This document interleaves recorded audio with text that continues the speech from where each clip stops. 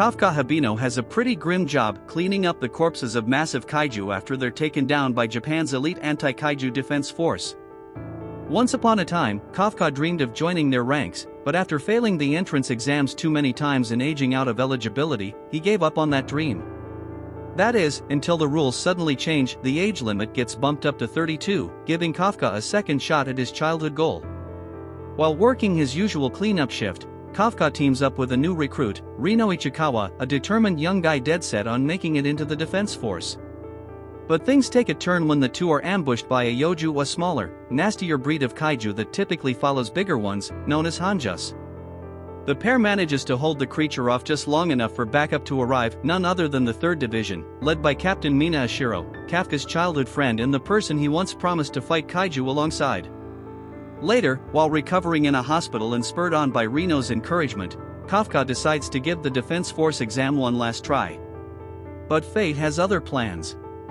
He's suddenly attacked by a mysterious parasitic kaiju that enters his body and transforms him into something inhuman. A human kaiju hybrid. Before he can process what's happened, another patient spots him and alerts the authorities. Kafka and Rino are forced to run for their lives. Meanwhile, Mina and her squad are deployed, unaware that the kaiju they're being sent to eliminate is Kafka himself. While on the run, Kafka suddenly senses something off, and he's right. A yoju bursts out from underground and attacks a nearby house, trapping a woman and her daughter inside. Without wasting a second, Kafka jumps into the chaos. He takes down the creature in a single swift move, saving both victims. The little girl, still shaken, looks up at him and thanks him for saving them. Kafka quickly shifts back to his human form and vanishes from the scene with Rino before anyone spots them. Not long after, Mina and her squad arrive at the destroyed house. They question the girl about what happened, but her answer catches everyone off guard. She talks about a good kaiju that showed up out of nowhere and rescued her and her mother. 3 months later, Kafka is still evading capture and has earned a new codename, Kaiju No. 8. Despite the chaos surrounding him, both he and Rino manage to pass the first phase of the Defense Force test. They move on to the next stage at the testing grounds, where they meet another recruit, Kokoro Shinomiya. But something about Kafka immediately puts her on alert. She can smell it, he's hiding something. Something not human. Rino tells Kokoro that he and Kafka work as kaiju cleaners, which helps ease her doubts. Kafka and Rino then begin the physical exam. Kafka barely makes it through and moves on to the aptitude test. Their proctor, Sashiro Hashina, the vice captain of the 3rd Division, explains the next phase. The recruits must eliminate a horde of yoju, all led by a powerful hanju, inside a training zone. Each recruit is equipped with a power suit made from kaiju muscle fibers. These suits boost physical strength, enhance weapons, and provide a protective shield. But if that shield activates, they fail. Combat output is measured in percentages, and while others show varying levels, Kafka's suit reads 0%. Still, he puts his kaiju knowledge to use, helping others take down targets. When a yoja suddenly attacks and injures him, Kafka is moments from failing until Kokoro steps in and saves him. Hashina suggests he quit, but Kafka refuses, pushing forward as Mina silently watches his determination. Kafka and Rino, lacking firepower, focus on supporting their squad. Meanwhile, Kokoro charges ahead, wiping out all the yojus and the hanju, ending the test. But just then, an intelligent humanoid kaiju appears, reviving the fallen monsters and making them even stronger. It orders the hanju to attack Kokoro.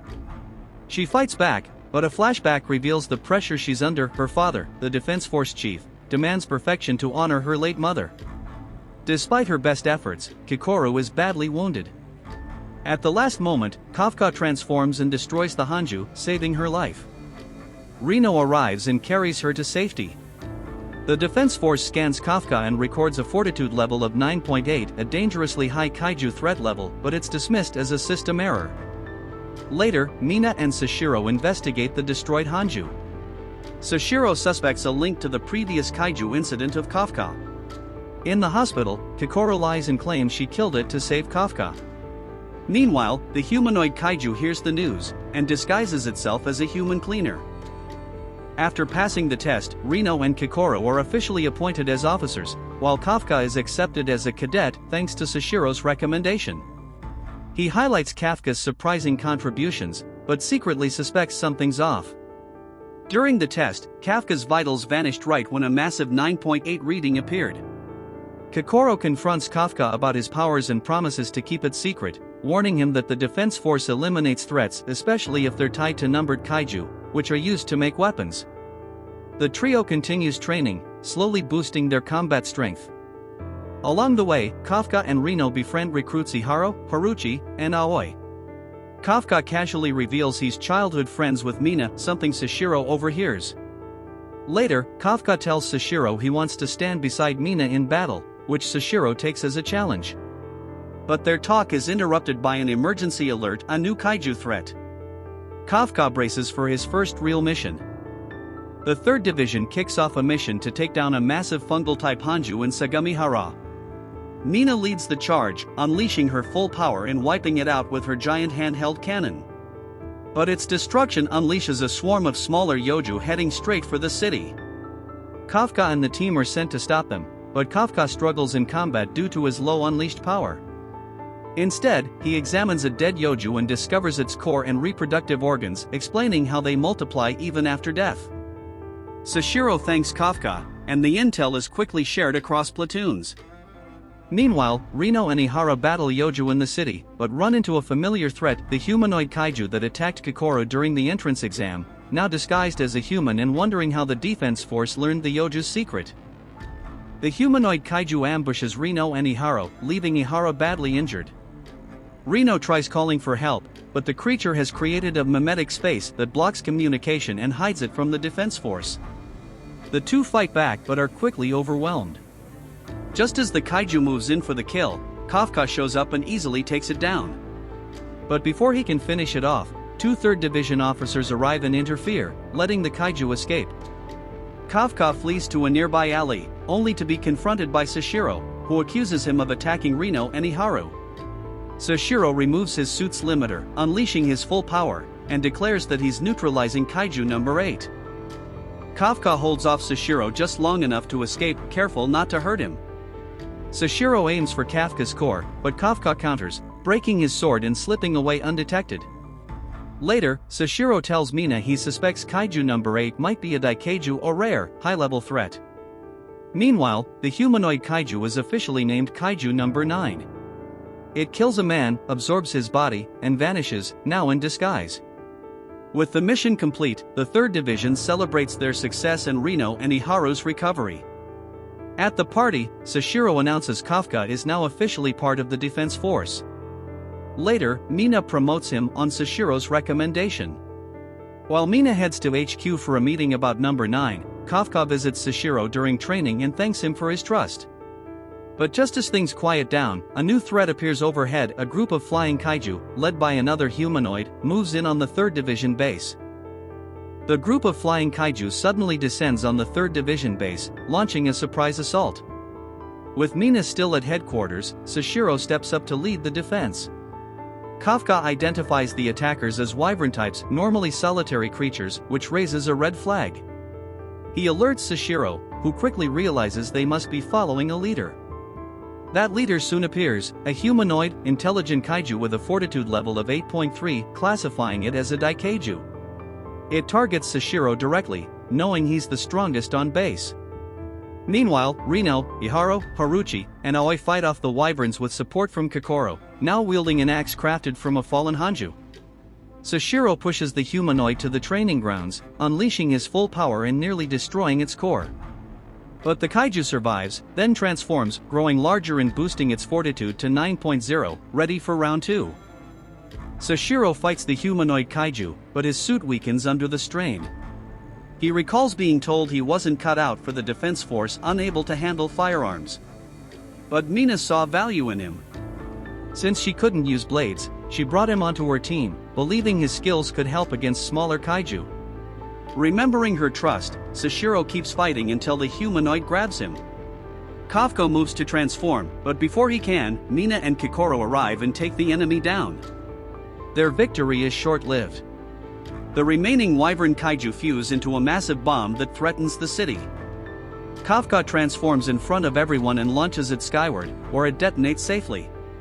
As the dust settles, the 3rd Division surrounds Kafka, now exposed as a kaiju himself. The defense force, led by Isao Shinomiya, orders Kafka to be transferred to HQ at the Ariake Maritime Base, with Deputy Director Keiji Itami overseeing the transport. While in custody, Mina reassures him that the 3rd Division doesn't see him as a threat. They're determined to help him avoid disposal. She also confirms that she still believes in him and will be waiting for his return.